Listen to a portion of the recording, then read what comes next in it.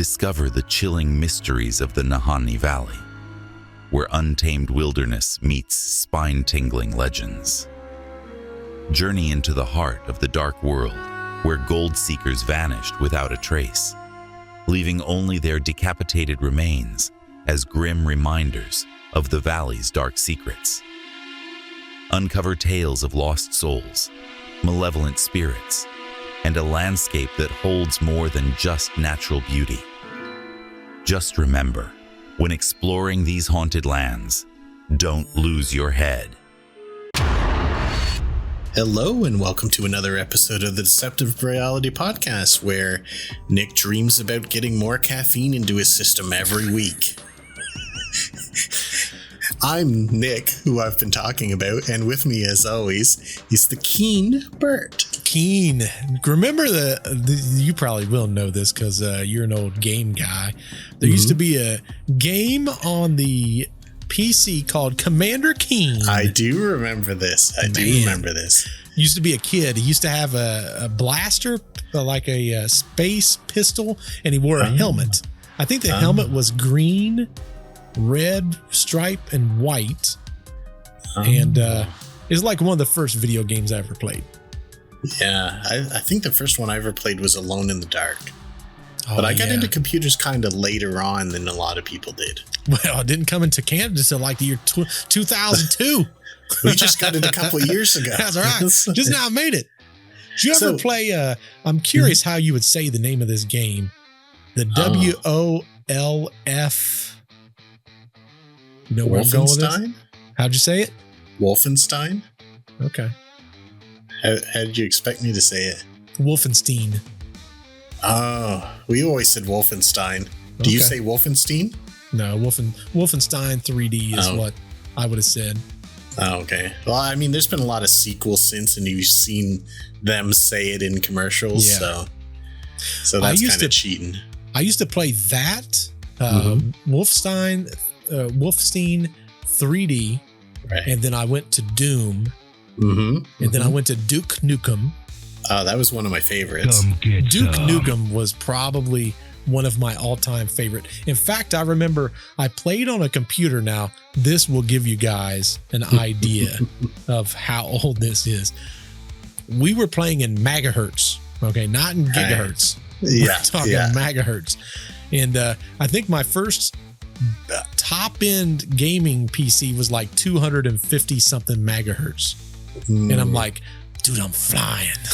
Who will ever need a stronger PC than this? Exactly. In fact, my computer had the old IBM logo, and it was like the early days IBM. It had the three colors on it.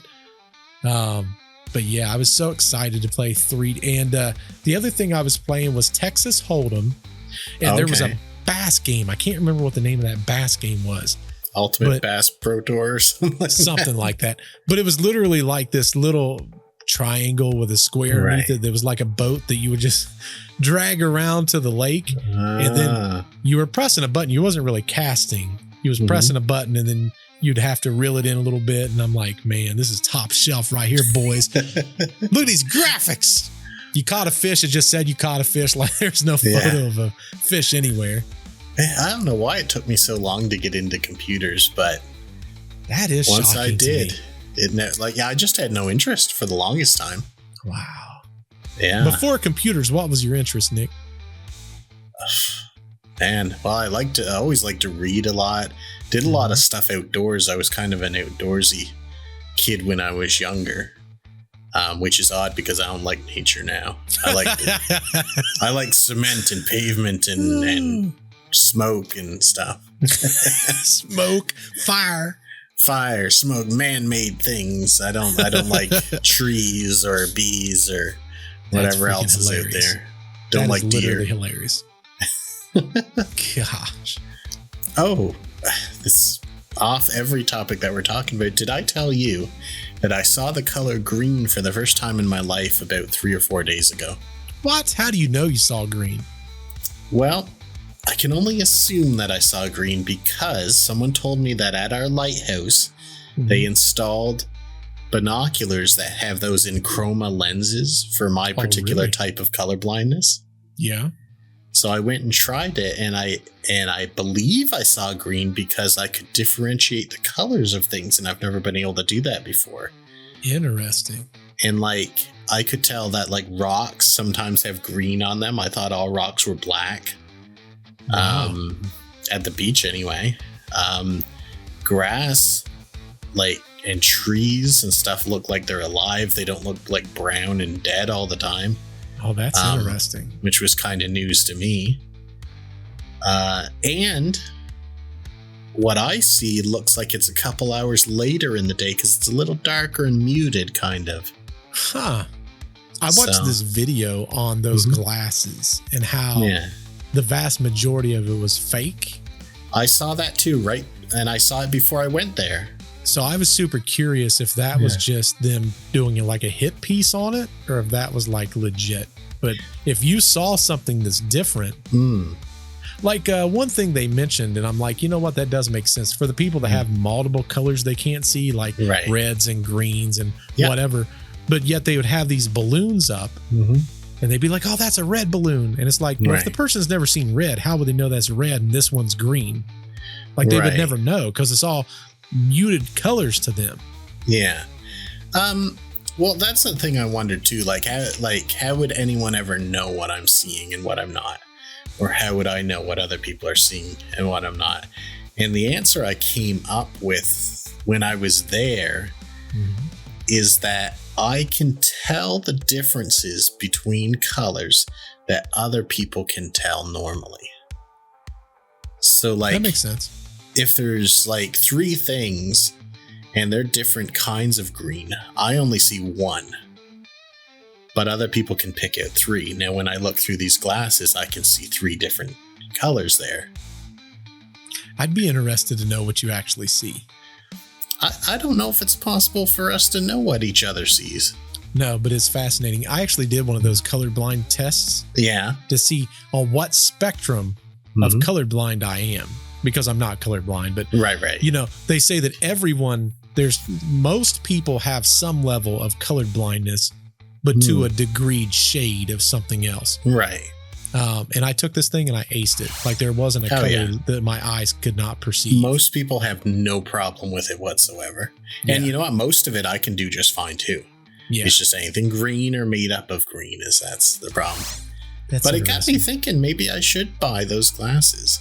Yeah, if it worked there. Yeah. Absolutely. That could be huge. I do know that a lot of those things that they show are fake because like people put on these glasses and they start crying and stuff. Yeah. It wasn't that big of a deal. Logan Paul was one of them. Yeah. He was definitely faking it. It's not that big of a deal. It's really not. I don't know. And here's the only reason I say that because I have astigmatism. I have perfect eye vision. Yeah.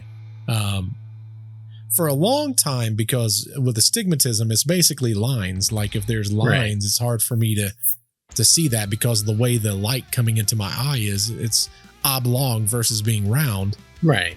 But as far as vision, I always told myself, I don't understand how I've passed driver's tests for all these years. Right. If I have astigmatism. And the eye doctor, the last time I went, he goes, you had perfect vision's considered 20/20. Right. For the bulk of your life, you've had 10/20. Okay. So you've had better eyesight than the average person. So you was able to compensate now since you're older. He basically said I was old, folks. He goes, you basically now have 20/20 vision, and that's why you're struggling on some of this stuff. Because you're used to 20/10 or whatever. Yeah, 10/20, yeah. So you're basically seeing something.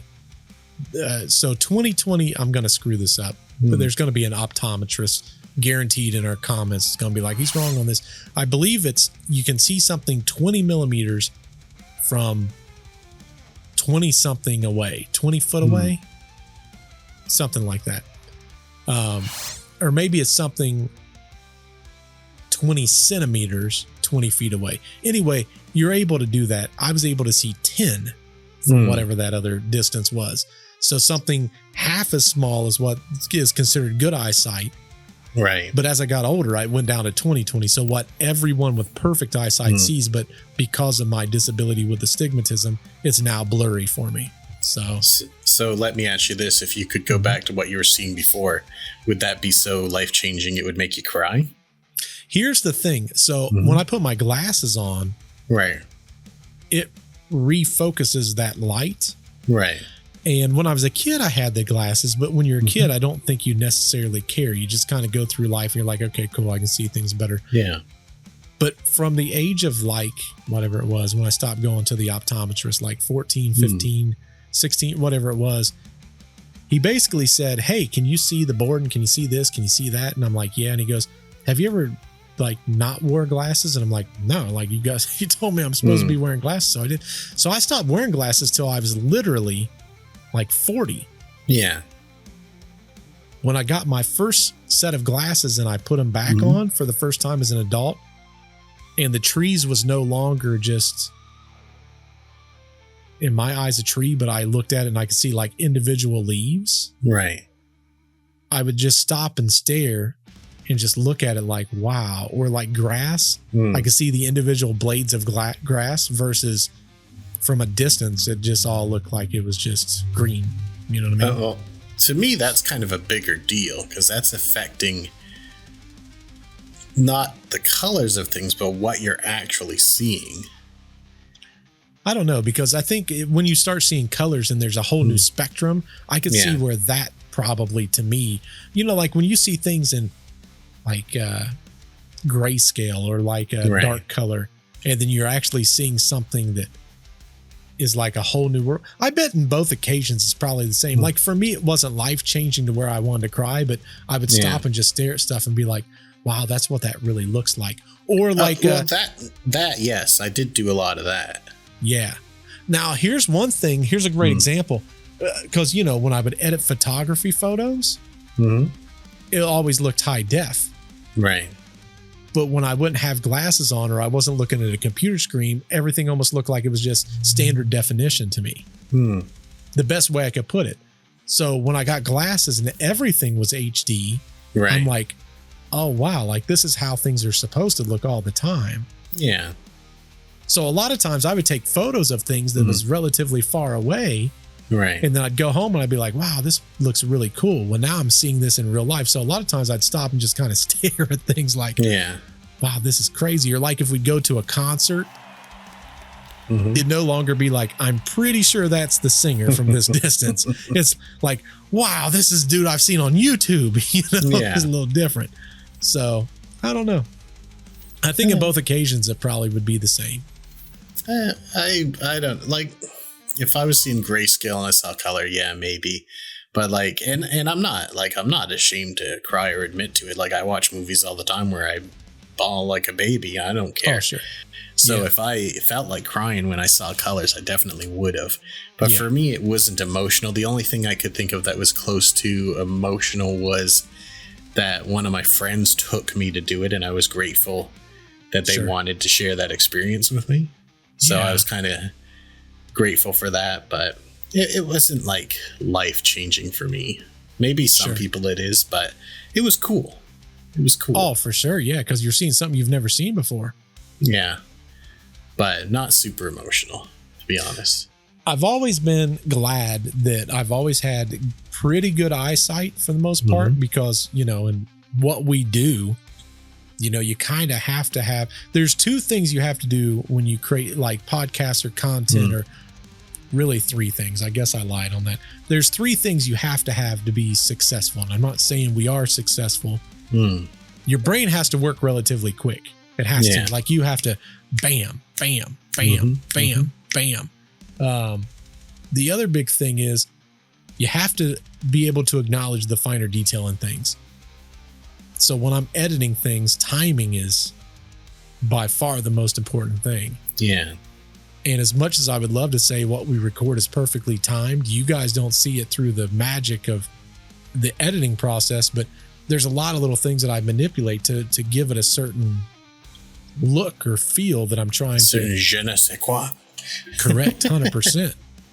And then the third thing for me has always been trying to make sure that things add up from a story perspective.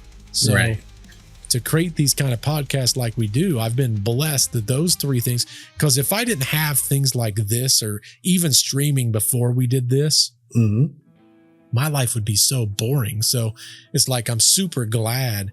That's why I'm always amazed with what you do, because I'm like, he can't even see this color. I don't know if I can do it without seeing this color. Well, that's what we have spectrographs for. So that's true.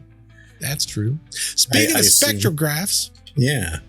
Did you throw some green into this story today, Nick? There's a ton of green in this story. Yeah. Yeah. There's like a whole lot of green and a whole lot of red. Oh, snap. A lot of red. Yeah. You know what? Before we do this, I just had a thought come across my mind. How much are those glasses? $500-$600, I think. Does insurance pay for them? No. Insurance don't give a rat's tuchus about colorblind people. That's interesting. But I kind of, it's the reason I want them is almost not so much for the colorblind thing. They're all kind of tinted a little bit, and I'd love to have people not look at my eyes. So that's what I do with my prescription glasses. I get sunglasses that has my prescription in it. Yeah. And I always get the lenses where you can't see my eyes. I hate people looking me in the eyes. I take it as a sign of aggression, like a dog. He tries to fight him like he does those aliens. Yeah, that's why. Well, aliens, you've seen aliens. They're nothing but eyeballs. They're looking me right in the eye all the time. Oh, man. That's tough right there. Well, Nick, you're going to give us a hint what our story's going to be today? This is Nick's story. Again, you buttholes. We're wearing the same clothes because we're doing both of these recordings on the same day. Back to back. I know what y'all are thinking. Y'all are like, they don't never change their clothes. Buttholes. I mean that in the most loving way. Yeah. Also, make sure you subscribe. You're amazing people. You're not. What's the opposite of a butthole? You're a mouth hole. Yeah. Oh man. Yeah. Well, Nick, I want to see what you got going on. You said there's going to be a lot of red, but you didn't tell us what it was. Oh, it's a lot of red. Let's find out. Nahanni National Park Reserve, nestled in the remote wilderness of Canada's Northwest Territories, is a place of unparalleled natural beauty. The park is a pristine paradise where the South Nahanni River carves through deep canyons, plunging into spectacular waterfalls like the iconic Virginia Falls, twice the height of Niagara. The landscape is a rugged tapestry of jagged peaks, alpine tundra, and lush boreal forests where wildlife roams freely and the northern lights dance across the sky on clear, cold nights. As you journey deeper into the park, the allure of its untouched wilderness grows stronger. The air is filled with the scent of pine and earth, and the only sounds are the whispers of the wind through the trees, nantes, and the distant roar of the river. But with every step, the sense of isolation intensifies. The mountains loom higher, casting long shadows that stretch like fingers across the valley floor. The dense forests seem to close in around you, and the river's once inviting waters now churn with a hidden menace. Legends swirl through the mists of the Nahanni, stories passed down through generations that speak of an eerie presence in these lands. The once picturesque valleys are now veiled in an unsettling quiet, a silence that hints at something far more sinister lurking just beyond the tree line. The Nahanni is not merely a place of wild beauty, it is a place of secrets, a place where the land itself seems to watch and wait. As the shadows lengthen and the light fades, you begin to understand why the Dene people have long feared this place, why they whisper its other name in hushed tones, the Valley of the Headless Men. So, does anything about that seem familiar to you? No. The only headless horseman I know is the headless horseman, okay? I know that's not a horseman. I know they said this is just the headless man, but the only headless man I know is the headless horseman, which, by the way, did you know that's based on a true story? I did not know that. That's pretty cool. Mm-hmm. Yes. You heard something wrong, though. This isn't the headless man. It's the headless men. Men? M-E-N? Yeah. Multiple. This happened in Canada? Oh, yeah. There's a lot of red in this story. Yeah, no, I think I'm good on this. I don't need to go to Canada no more. Well, Headless men, wow. There's something funny, though, because I thought you might have recognized this opening. We've been here before. To this area? Yeah. Nahanni National Park. I'm giving it a second chance because the first story we heard here was super crap. Oh, the Bigfoot episode. This is where the Bigfoot took place. I'll be honest, anything about that episode I forgot. Yeah. Yeah, I don't. We don't like Bigfoot around here. Yeah, we don't like no Bigfoot. Yeah. But I'm giving this place another chance because this is a super mysterious place. And we told the story of the Bigfoot here, which is like the one story of Bigfoot out of this whole area. But this has like 50 stories about headless men. So this is a much bigger story than the Bigfoot one. Now, I'm assuming that the people that they're referring to are those like natives or... Well, there was all kinds of natives in Canada, but there was only one kind that actually lived in around this valley. And even they wouldn't go to some parts of it. It's the Dene people. Dene people. Okay. Yeah. So I guess I'll give a little spoiler away. What you're going to find out is all throughout history, the Dene people had trouble with people losing their noggins. And it didn't stop when the white folk came around. If anything, it got even worse. Wow. So that's sort of the story we're going to be digging in here today. But Bigfoot's the least of your troubles when you're in here. The Bigfoot might have did that guy a favor by looking after him all that time. That's possible. That's possible. And it's still in the national park. Isn't that funny how these stories come from national parks? Yeah, this place, like I've watched real videos of it now and I've read more about it. And it's incredibly beautiful, but just looking at the pictures, you feel isolated. Like it's beautiful, but you're looking at it and I'm kind of like, I don't know if I want to be there, even though it's real beautiful. Yeah, no, usually when there's a good chance I'm going to die, Nick, I don't want to be there either. Well, I'm a little adventurous kind of guy. It's a national park. That's Heard true. First, folks. Everything comes from that kind of thing. Always.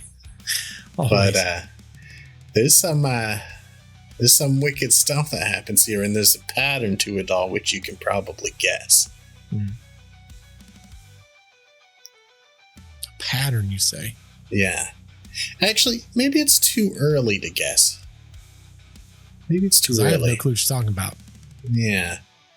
Well, you know, just we'll slow down as we go, but maybe let's go on to the next segment just so you'll get an idea of what I'm talking about, why this valley's got its name. Okay, I'm down with it. Come on now, Willie, you old dog. Think of what's waiting for us.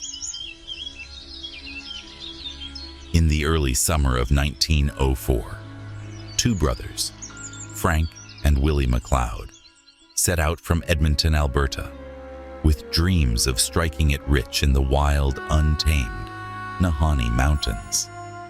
The Klondike gold rush had passed, but whispers of gold hidden deep within the Nahanni still lingered, tantalizing those who dared to believe.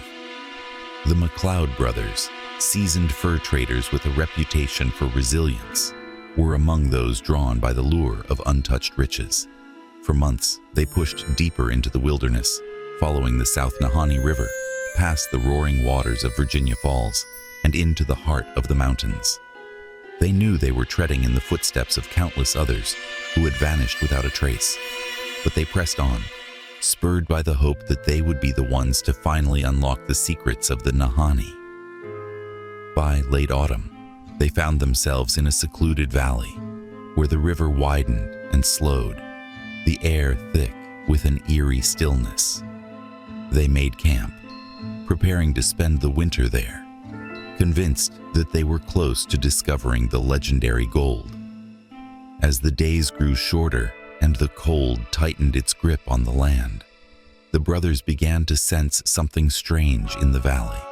Something just don't feel right, Frank. I got a bad feeling. At night, they heard unsettling noises echoing through the darkness, unfamiliar rustlings, distant cries that seemed to come from nowhere and everywhere at once. The feeling of being watched gnawed at them, but neither spoke of it. They were men of the wild, accustomed to the dangers of the frontier.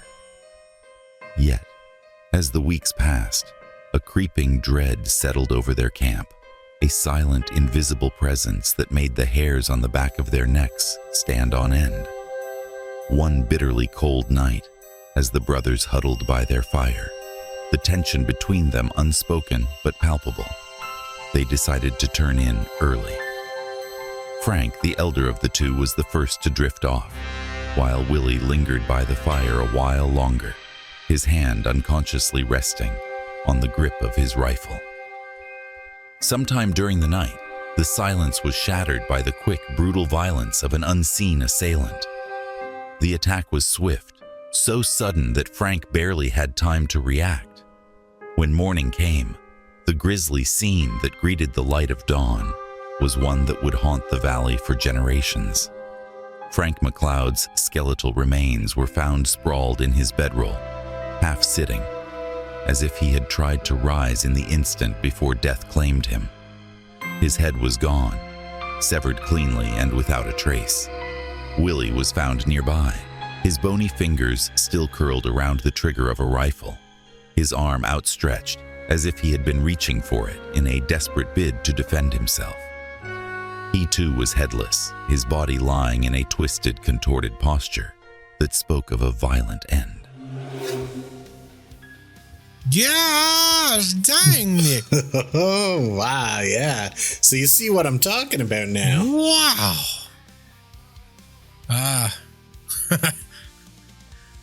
The heads are gone. They're just not there.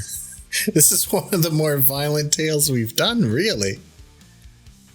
But I mean, I know I wrote that, but I gave myself a little chills listening to that. Yeah. I thought it was, not to toot my own horn, but I thought that was a spooktacular tale right there.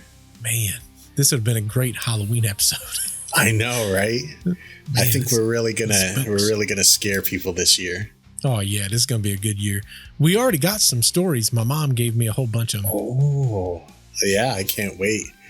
We definitely I gotta start bugging the locals. Yeah. I know some people into that now, so I've been what's it called? Hobnobbing or whatever with the community around here. So I'll be able to get some good ones. If we was smart, we would actually probably mention that in this podcast, because by the time this comes out, it will be in September, like probably the end of September. That gives us about a month before Halloween. Geez Louise, we should have been doing it already then. Yeah, we probably should have mentioned it 2 podcasts ago. Well, we're doing it now. You know, something that I could do, not that anyone here cares, I guess I could edit in a clip asking for it using our voices to do that at the end, because that would probably be smart. Yeah. Right now. Yeah, so, let's do that. Yeah, folks, you need to send us at info@deceptiverealitypodcast.com your stories. Right. For those of you that doesn't know what we did, and it's a great example to go back and probably check out. Last Halloween, we have a special at Halloween. We have a special on Christmas Day. So not only do you get 52 podcasts through the year, you get 2 more. And they're bangers. Unless they fall on those days, and then you're just screwed that year. I'm sorry. Yeah, that's right. That's right. But you can also go to the website and fill out the form as well if that's easier for you. Yeah, you can. Go to www.deceptiverealitypodcast.com, and the top right, it's going to say submit a story, and you can submit your story. Just make sure that you put at the top of it for the Halloween episode Yeah. That way we can mark those and we know exactly where they go. And it's really simplistic to do. In fact, in the description down below, I'll put our podcast website in there so you know where to go. But we're going to start probably get some of those in because we have to record those probably a couple, 2-3 weeks before Halloween. But we add soundscaping and music and we try to recreate the stories the best that we can. Yeah. But check out last year's. That's going to be hard to beat. We got some really good bangers last year. Actually, last year, I think, is what sort of turned us on to doing more production in them. Because you did those. And then after that, that's when we really started to amp up the narrations. Yeah, because we're like, these are so good. They're so much fun. Like that was a big turning point for me when I heard that, because I'm like, man, if we could do this every single podcast, that would be amazing. And we kind of do now. Yeah, for sure. Like our narrations and stuff is significantly further along than where they was when we started. That's for sure. Yeah, so we really got a kick in the butt on Halloween last year, and maybe we will again this year. I think we one up it. I think we'll one up it somehow. We've got to. Like, I think we're going to just by virtue of being better at this now. Oh, for sure. Yeah. 100%. So, it's night and day. You know, this being we call it season 2. We started last September, right? Was our first episode the end of August? I'll get back to you on that. I'm going to have to look that up. I've got them all time stamped. Yeah, I'm looking now. But here's the thing. You guys definitely are going to want to go through the process of submitting those now. That'll give us a chance to actually build them and kind of take a glance and build the story and the narration, because those do take a while. It's not a very quick process. Especially when you're trying extra with them. Yeah, because we want to make sure that we're doing you justice when we're telling your story, because again, it's your story. We're just using it. But last year we had some really, really good ones. Oh yeah, one person they submitted like 3 or something, and you used two of them. Oh yeah, and those ones were really cool. I really like that. Yeah, it was an absolute blast. And not saying this will happen to anyone else, but one of the people from around here that submitted a story, I don't know what happened to him, but I never saw him or heard from him again. So hopefully that don't happen to any of you. I'm sure they just left. I don't know. That's crazy. According to this, our very first podcast was published July 28th of last year. We've been doing it a while now. We're past the year mark. Yep, we are just past the 1 year mark. When we're recording this, it's August 19th. So you guys will see it, like I say, in September. Yeah. But for us, it's just short of a year and a month. Mm-hmm. And the Halloween episode. Oh, yeah. The Halloween episode was so much fun, though. We really learned a lot, and we really kind of adapted our stories. But definitely start submitting the stories, because we're going to need it. Yeah. That episode, by the way, it did extremely well. And I think it's because people we kind of stole the concept, let's be honest, from our good old buddy Art Bell. Yeah. We steal a lot from Art Bell. Love some Art Bell. Heck yeah. Definitely submit those. But this would have made a good Halloween episode, I think. I think that it has that jack-o'-lantern. Oh, yeah. Kind of headless horseman kind of feel to it. I'll spoil something for you early. Mm-hmm. We ain't never going to find out where those heads have gone. What? Never? Nope. The heads are not anywhere at the scene. They're not, those are gone. You're never going to hear about those heads again. It's not like they cut them off and leave them there. They're gone. I will tell you, as a kid, that was one of my least favorite stories. It always scared me. Oh, yeah? The story of Sleepy Hollow. That's what makes it good then. Yeah, I didn't like it as a kid. I'm like, man, it's too creepy. There's a lot more to it when you read it. Like the versions that they gave us in school were like shortened versions. Oh, yeah. There's a lot more to it. And it's based on a true story. That's the crazy part. See, you said that before. I did not know that. I didn't know it until like 2 years ago. Wow. Yeah. That's interesting. How true is it? I think they based the story off of the tale. Oh, okay. Like maybe this was folklore at one time? They say that it's true. They believe there was a phantom that was, they called it a scarecrow. It was a scarecrow, I believe is how the tale went. Okay. That was used by something like somebody that did some type of voodoo or something like that. It's been, like I say, it's been a couple of years since I read it, but they basically said that the tale was inspired by the true tale. Now, by true, I mean, who knows? But yeah, I mean, it's kind of like the story of Bloody Mary that was based on a true story too. Right. But again, is there any truth or validity to it? Who knows? But still interesting. Still interesting that it came from somewhere. It's not just someone inventing something. Right. Well, we used to have a heck of a time at sleepovers with Bloody Mary. Like that was, man, that was fun.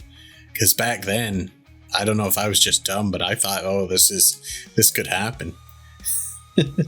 Well, did I ever send you that video of the ex-satanic worshiper?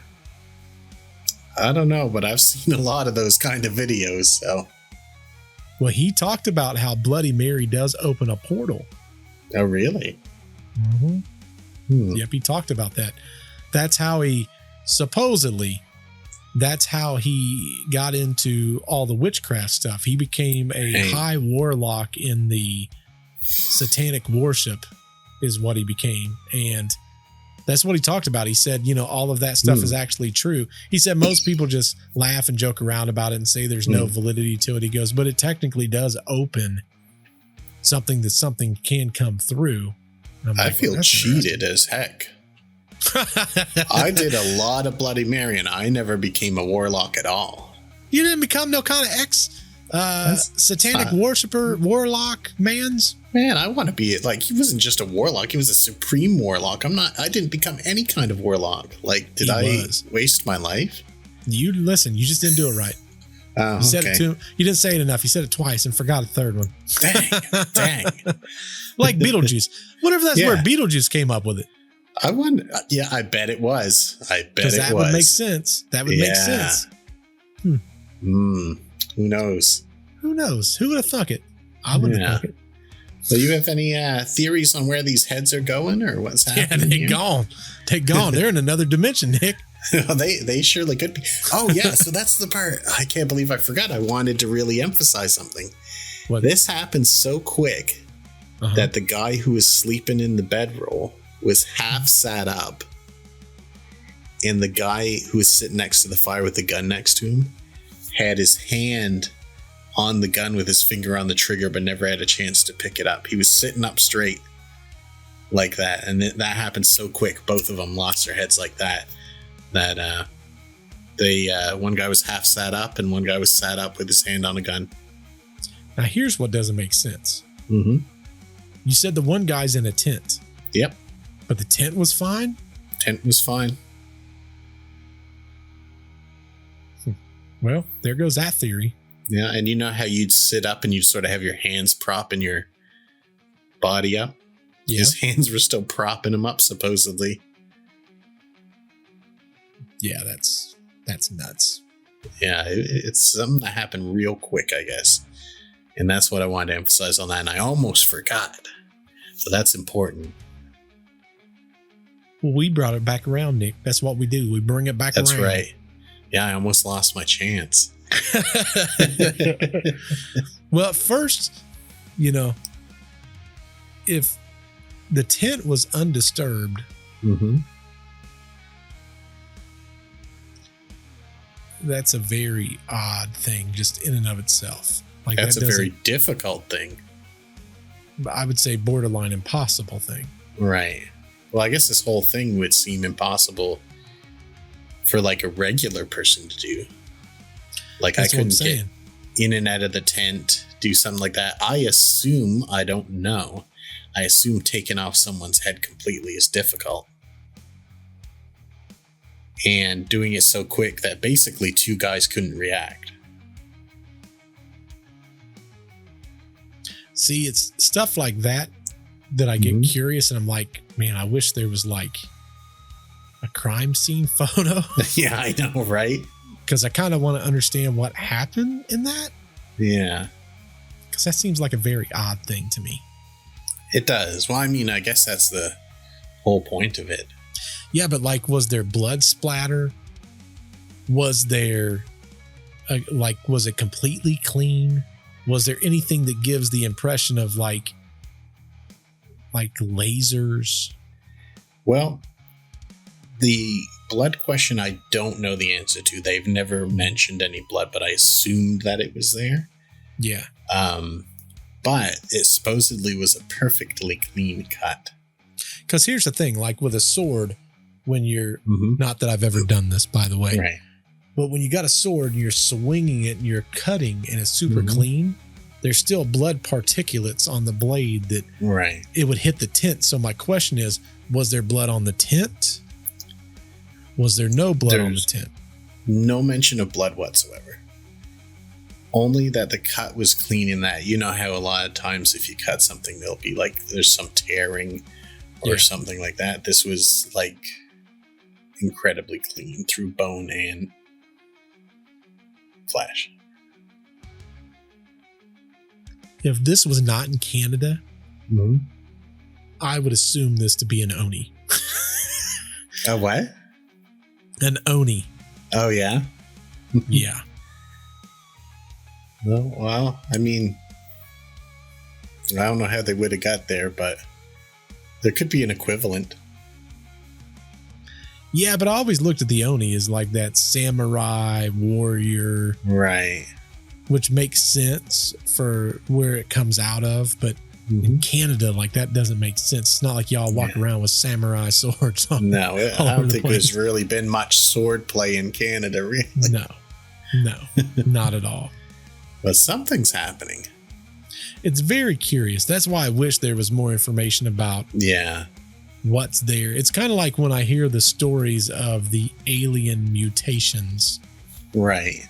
And there's no blood in the body. And I'm like, okay, like no blood in the body? Yeah. Or like no blood coming out the wound? Or are we talking like the blood is vaporized? Are we talking I feel like in this one, they just didn't mention it. Which seems odd because it's a crime scene. Think about all the crime scenes we talk about. And the first thing they talk about is always the blood. Yeah. There's not a word about it. Now that you mention that, that is kind of odd, isn't it? That's odd. Because think about like your axe murder story. Like blood was like one of the main things they talked about right away. It the whole time. The whole entire time. Yeah. Jack that's the a Ripper. Good point. Yeah, Jack the Ripper. That was the first thing they talked about was the blood. Yeah. Now that you mention it, I don't think there's mention of blood in any of the reports. Isn't that odd though?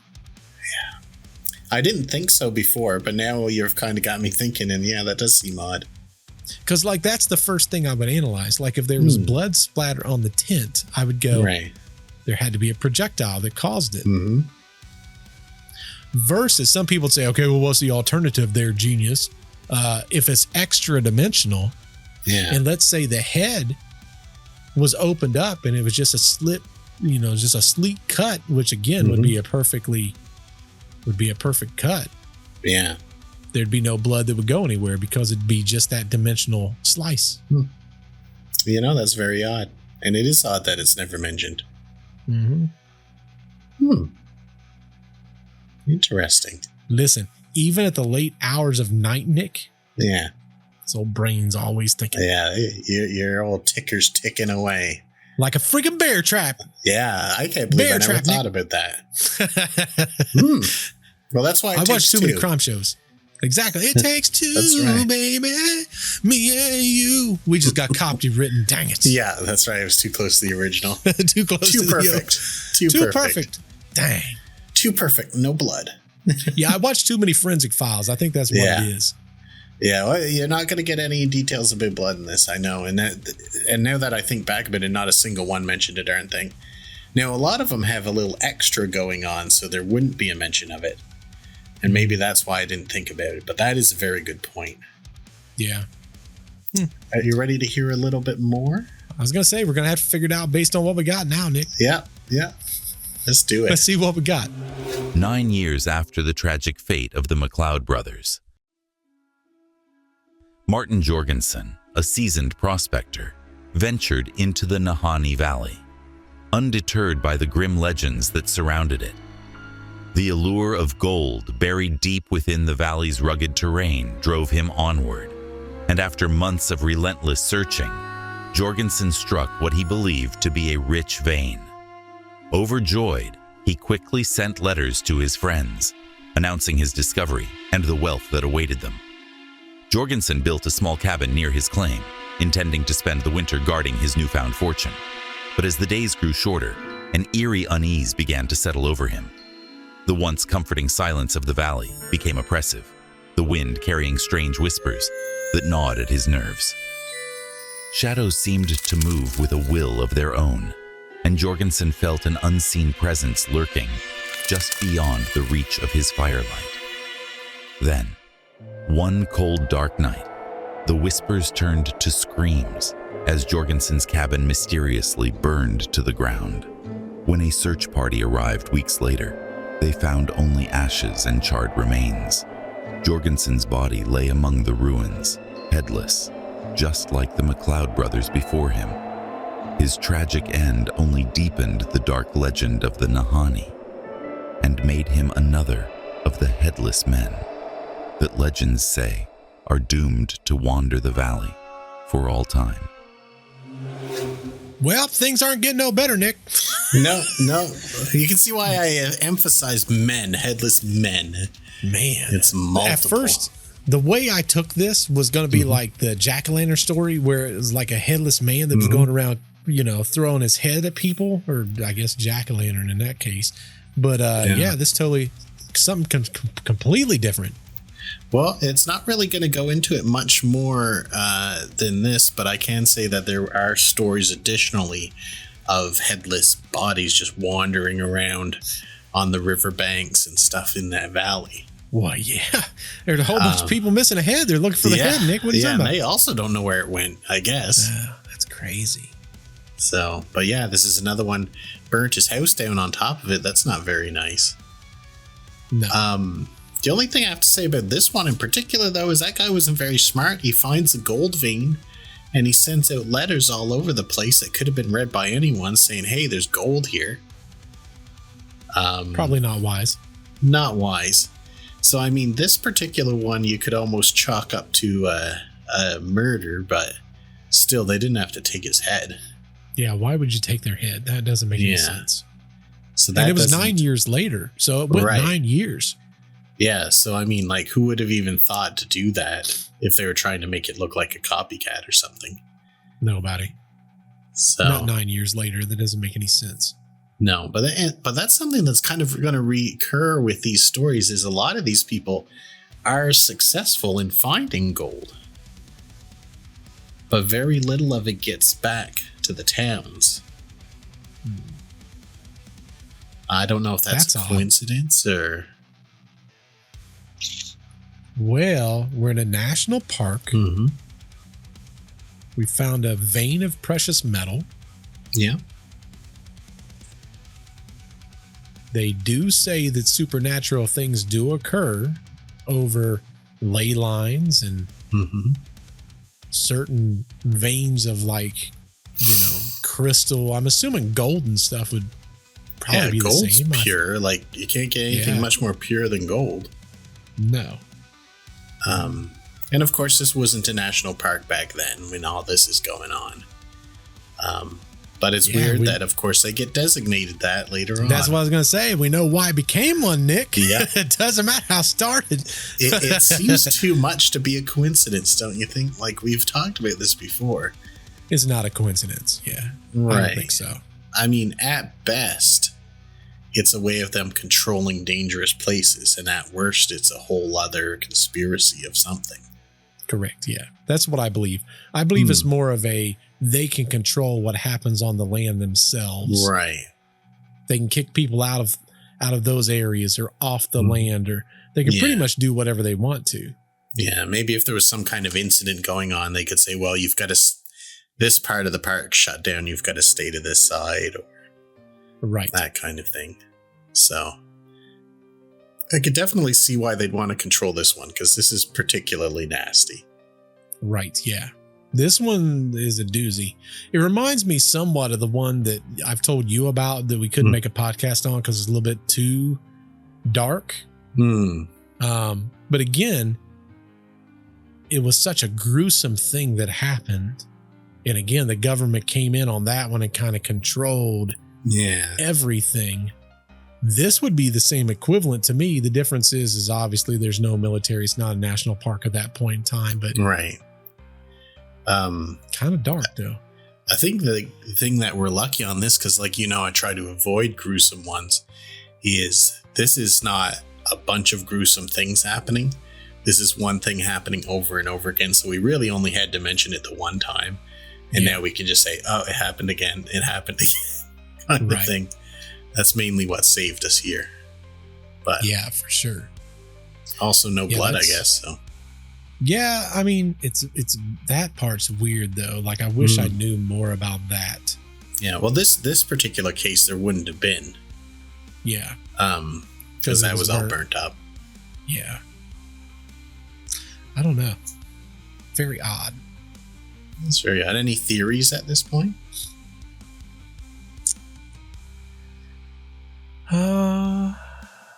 No. I don't really study a whole lot of cases where people lose their head. This is kind of unique to me too. That's why I kind of like it. Yeah. I don't know if we'll solve this one. Trying to think of all the cases. Like it's usually like when we get into stuff like this is like animal mutilation, with UFOs. But like that's not a quick process. Like that's slow. I think at the end of this, we might talk about a topic we've talked about before.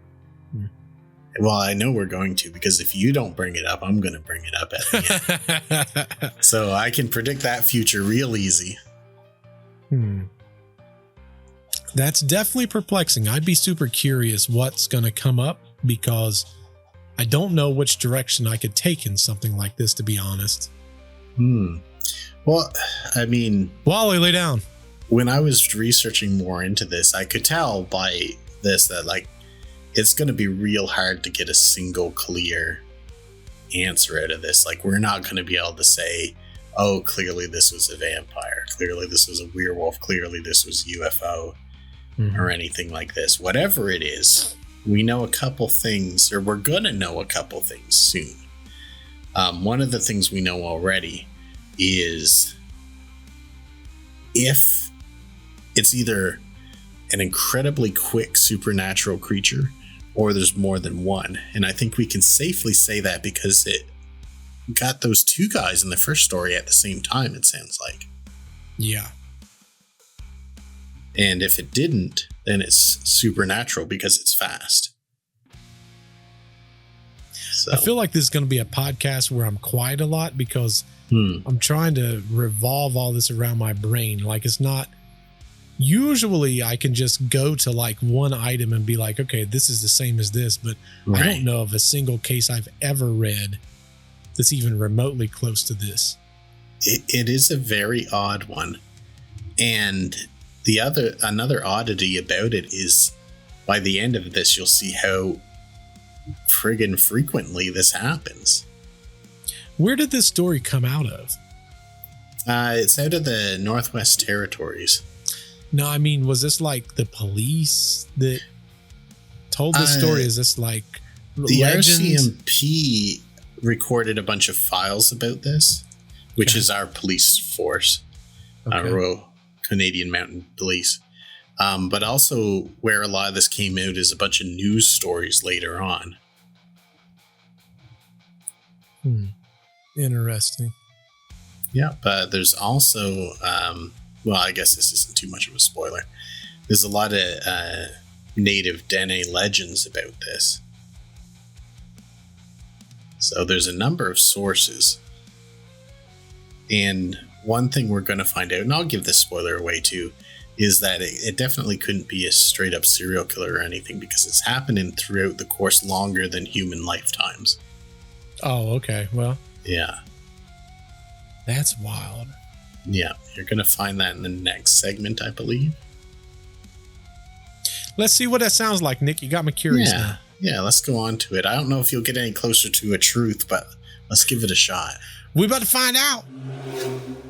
The Nahanni Valley's dark reputation grew even more sinister with the discovery of the skeletal remains of a man known only as Yukon Fisher.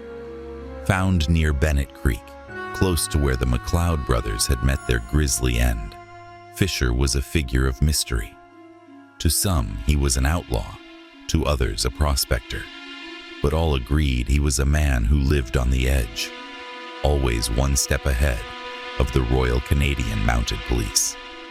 He was known to carry a substantial amount of gold nuggets, which he used for every purchase when he made rare trips to town, further fueling speculation about his true identity and the source of his wealth. Despite his enigmatic life, it was the circumstances of his death that deepened the shadows over the Nahanni Valley. When Fisher's remains were found, they presented a haunting scene. He was sitting peacefully in front of a long, cold fire, a fork still clutched in his bony hand, as if death had come suddenly in the midst of a meal. But the most chilling detail was that his head was missing, just like the ill-fated McLeod brothers before him. There were many more as years stretched on. The same fate befell prospectors Joe Mulholland and Bill Epier 9 years later.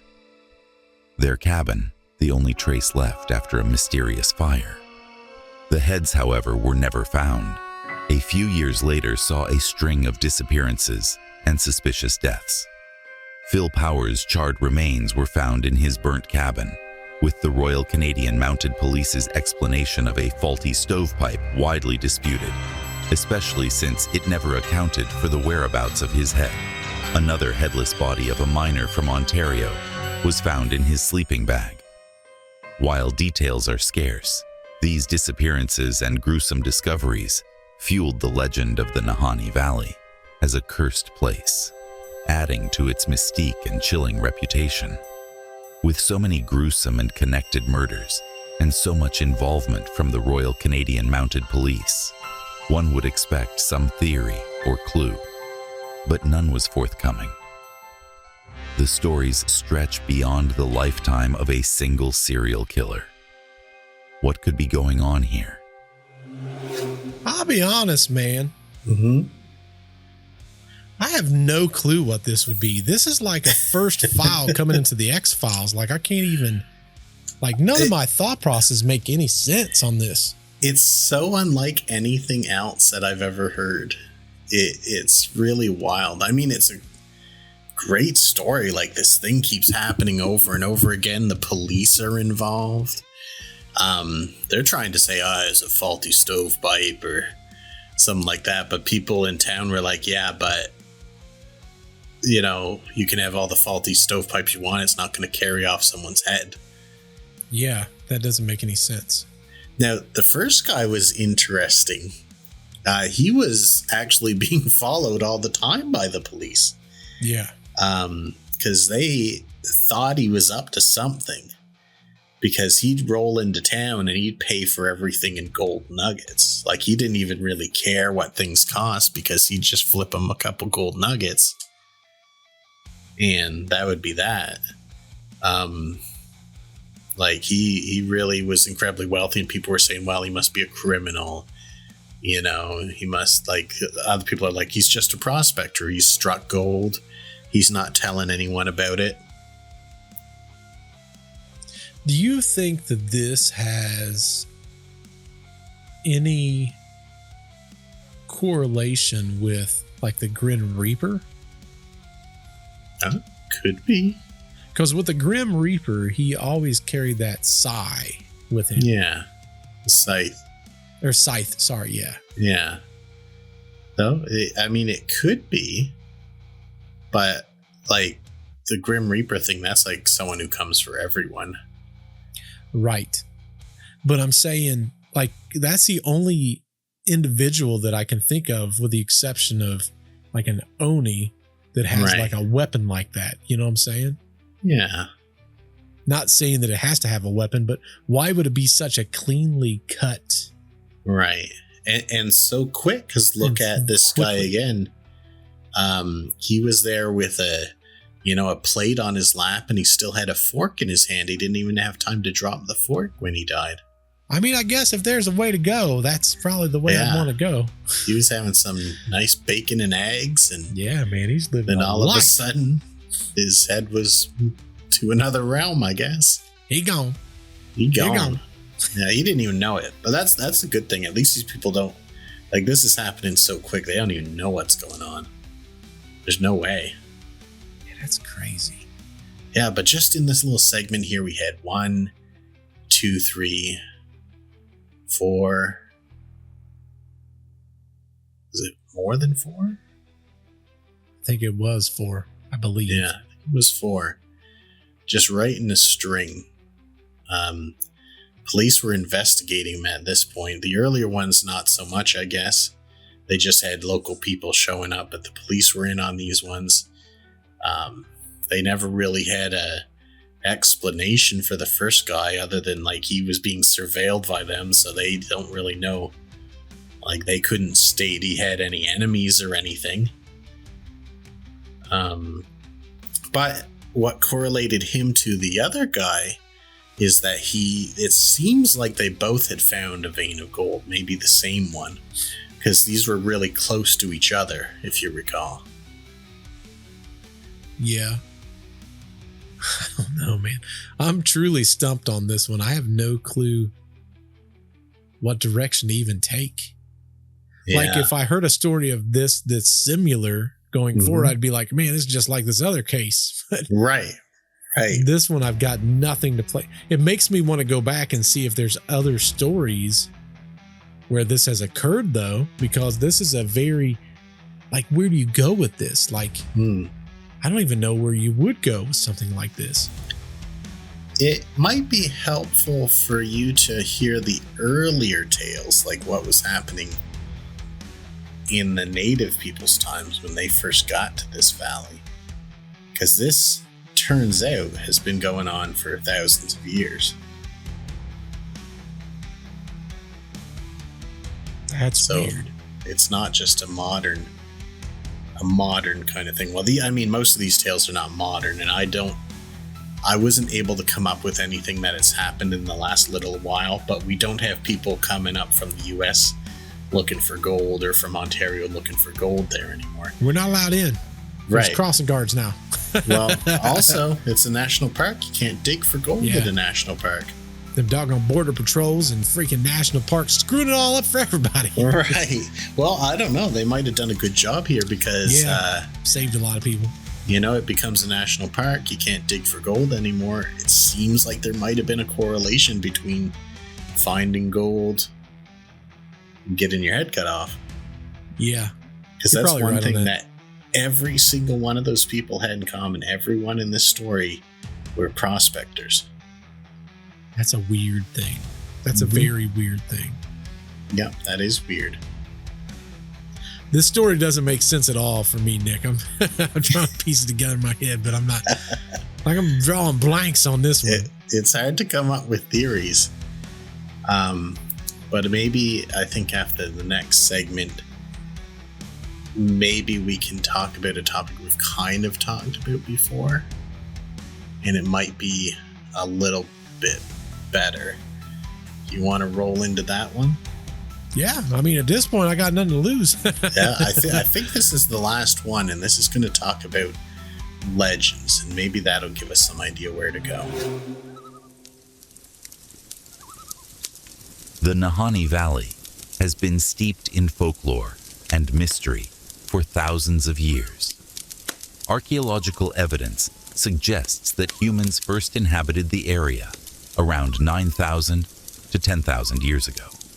Yet even then, the valley was a place of fear and superstition. Most tribes avoided settling within its borders, believing the land to be cursed, an evil haunted place, inhabited by malevolent spirits, specters, and devils.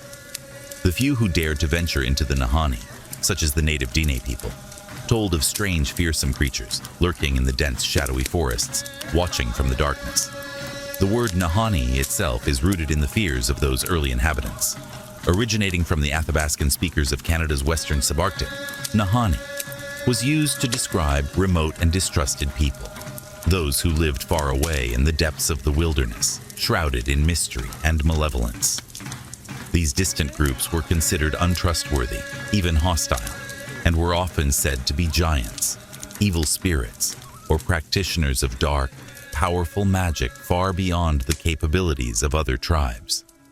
The valley's very name came to symbolize danger, a place where the boundaries between the natural world and the supernatural were perilously thin. One of the most chilling legends associated with the Nahanni comes from the Diné people of the nearby Mackenzie River area. According to this tale, a war party once ventured into the valley to confront the murderous Naha, a mysterious group or entity that had been raiding Diné villages under the cover of darkness, decapitating those they captured. The warriors tracked the Naha deep into the valley, lying in wait to ambush them. But when night fell, they found the Naha encampment eerily empty, devoid of any sign of life. Despite years of searching, they never found the Naha or the source of the terror they inflicted on the Diné people. The legend has persisted through generations, a chilling reminder of the valley's ominous reputation. While such stories might be dismissed as mere myth, the Nahanni Valley has produced its share of unexplained and unsettling events that lend credence to these ancient tales. One such incident occurred in 1926, when a woman named Annie Laferte separated from her hunting party and vanished into the wilderness. For months, she was presumed dead, another lost soul claimed by the valley's treacherous terrain. However, months later, a man named Big Charlie and his crew reported seeing a disoriented Annie climbing a hill in the distance. What made their sighting so disturbing was the dark, indistinct figure that followed her, slowly and relentlessly. Annie was never seen again. The sighting of Annie and the shadowy figure that pursued her has only deepened the valley's dark legend. Could it be that the evil spirits of Nahanni folklore still roam these lands, hunting those who dare to venture too far? The question lingers, unanswered, as the Nahanni Valley continues to guard its secrets, a place where the line between legend and reality blurs, and where the echoes of ancient fears still resonate in the whispers of the wind.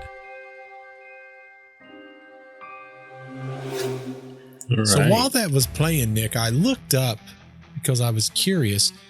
We talk about all these, different things when it comes to Native American folklore, and I was curious, like skinwalkers, if there's any stories of like that, because that's the first place my mind went to. And that's where I was expecting us to go to. But what's weird is I don't see any that's talked about headlessness with skinwalkers. Well, I think there can be different things with it, but the native legend we just heard about, that when they moved in, the Diné moved into this valley, there was already some kind of people there. And this kind of goes into the uncanny valley thing you were talking about too, because there's like, they said there are other tribes there, but they're not really like us. They're people, but they're not people. They're, dangerous. They've got special magics, which this is what the skinwalker thing was all about.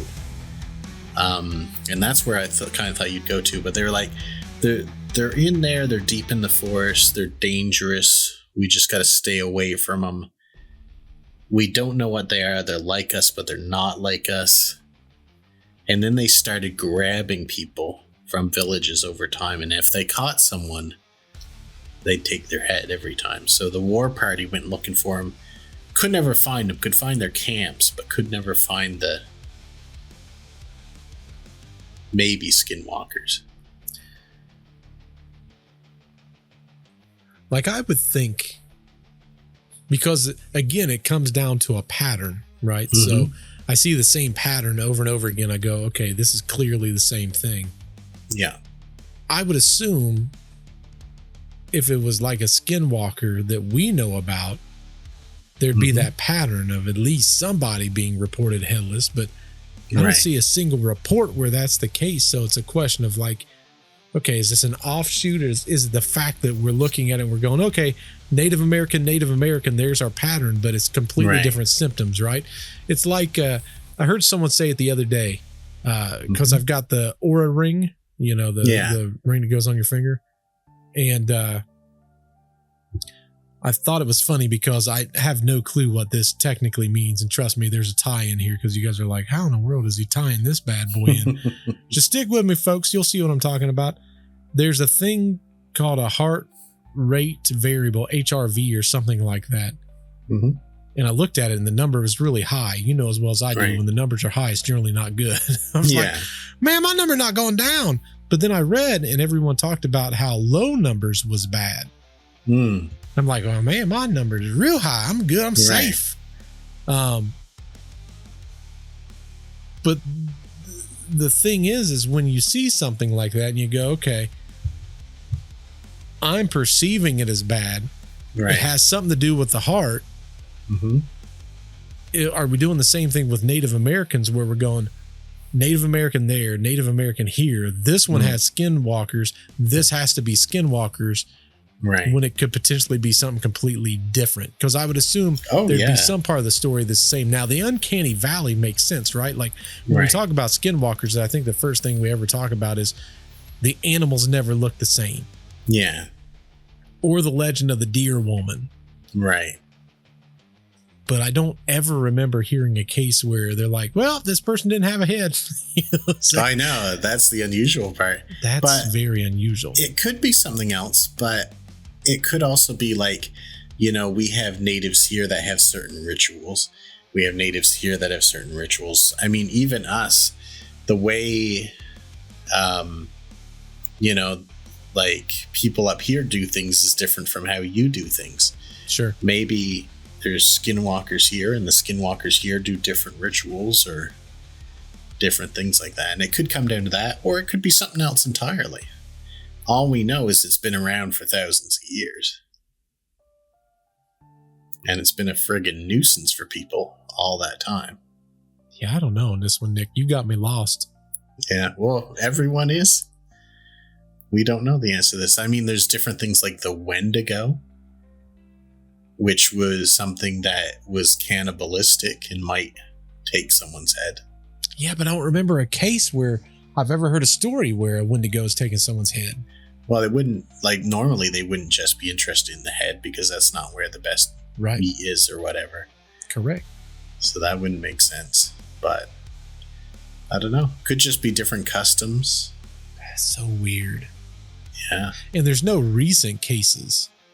No recent cases. There's not been any since it became a national park as far as I've been able to find. So that's why it makes me think it's somehow related to the gold. But I don't know how much gold mining the native people did. I don't think it was. Probably nowhere near like a prospect. Yeah. Typically, Native Americans was very respectful of the land they was on.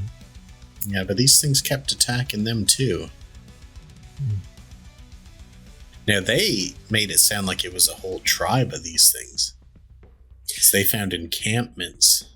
Man, it makes me want to go and look at elementals and see if there's any elementals that have that with them. Oh, that's the other thing too. The very last story of Annie Laferte. That's when people started digging into the native tales more, because After months, they saw her scrambling up a hill being chased by a vaguely humanoid creature. Vaguely humanoid creature. Yeah. Something that kind of looks like a human, but not quite like a human. Nick, this doesn't make no sense. It's a mysterious one. I don't know on this one. You flat out got me lost in the usually I've got the concept. I got myself. I don't know what we're talking about. I was kind of hoping you'd be like, oh, this is this or that kind of thing. Listen, I take a lot of pride in knowing a whole bunch of junk. Yeah. This is a first for me. I've never heard of anything. This is not one of the close. junks. I've never heard of this before. Nope. I've never heard of anything like this either. But in one story, we've heard about, probably if you count all the Dene ones, probably 40 times we've heard the same story. We don't often get cases where things repeatedly happen that much. Yeah, that's weird. That's very weird that these cases would almost occur and then it's like they just stop too. That doesn't make sense either. You know what it reminds me of? And it's completely Predator. It comes every 50 years or something? Or and then Jeepers Creepers. Or Jeepers Creepers. Yeah. Well, actually, when I was writing this, I kind of thought of that. Yeah. Because I don't know if you noticed through the narration, it was 9 years later, 9 years later, 9 years later. Yes. So, I don't know, maybe this is the origin of Jeepers Creepers. I mean, think about it. Mm-hmm. In the story of the Predator, it would come for trophies. Yeah. What if a head's a trophy? Man, it could be. Didn't the Predator actually specifically do that a lot of the times? Yeah, it'd cut off the head and put it in a sack. Man, maybe it is a trophy, and maybe these are a specific tribe of skinwalkers, and that's what they do to show off. I think a lot of times these stories that Hollywood has is based on other things. Oh, yeah, it's just their way of telling the story. Yeah. They say nothing is new. There's nothing new on the world. No. But yeah, it's a real wild story. And the last part where they saw the lady being chased by a vaguely humanoid creature, that might be a red herring, because that might not be related to the other tales, because the other ones happened so quickly people never got a chance to run away. That's true, yeah. Yeah. Or it could be another one that Bigfoot trying to kidnap someone. Poor old Bigfoot, man, he got a bad reputation. Yeah, he's like, come with me, let me eat your chewing tobacco. Man, this is a wild one. You got me lost on this one, Nick. I'll be honest. I'm lost in the sauce. I'm no help. This might be one of the ones that we're just not able to put a face to. Not yet. Not yet. We're going into the wilderness. We're going to figure this out, Nick. I mean, I ain't going in that national park. Just no as time a to little get bit away. of homework, though. Look at pictures of the wilderness there and tell me you don't get a weird feeling about it, even though it's beautiful. Yeah, I'm definitely going to check it out, because I'm going to look into this entire thing, because now I'm curious if there's any stories of elementals that take the head as a prize or something. I don't know. That's a very odd, very specific. The only thing that I could think of was skinwalkers, and I looked it up and maybe I've just never heard of a case where they've not taken a head. But I had looked into that and I'd never seen it, but the whole rest of it seems to fall in place with it so well. I don't know, man. Yeah. Maybe this is one where y'all help us out in podcast land. What do you think? We need it. Did someone else hear this story? I didn't hear of this story before. Maybe one of y'all knows something that we don't know about this story. I mean, let's be honest. You don't just watch our podcast on the strange and mysterious, okay? I know you watch some other things here and there, okay? Yeah. I mean, then that's fine. We're not a jealous podcast. I'm a little jealous. Oh, okay. We're happy. Nick's not. He's Canadian. not I'm jealous. American.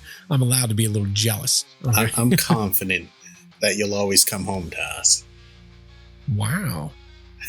I can't tell you what Nick is. I just discovered it. Well, I don't know. Hopefully y'all enjoyed this podcast. Tell us in the comments down below what we don't know, because I'd love to know it. Yeah. Also, wherever you listen to our podcast, hit the doggone button. Hit the doggone rating. 5 stars, baby. Like That's an Uber. right. That's Give us right. 5 5 stars stars. or nothing. We got you to your location with 0 personal injuries. That's right. That's worth something. What more can you ask for? Exactly. And if you're not following us on the YouTube machine, make sure you go to our YouTube machine and click that subscribe button. Who knows? Maybe you'll see something there you don't see where you typically listen to your podcasts. That's right. Well, Nick, thank you for giving me one that I'm going to probably end up researching for the next 2 weeks and trying to figure out what's going on. Maybe you'll have like a follow-up for us next episode or something. Who knows? Well, hopefully y'all enjoyed this. Until we see you on the next podcast, goodbye. Bye-bye. The forest deep at night, gold seekers vanish from sight, echoes of their fear.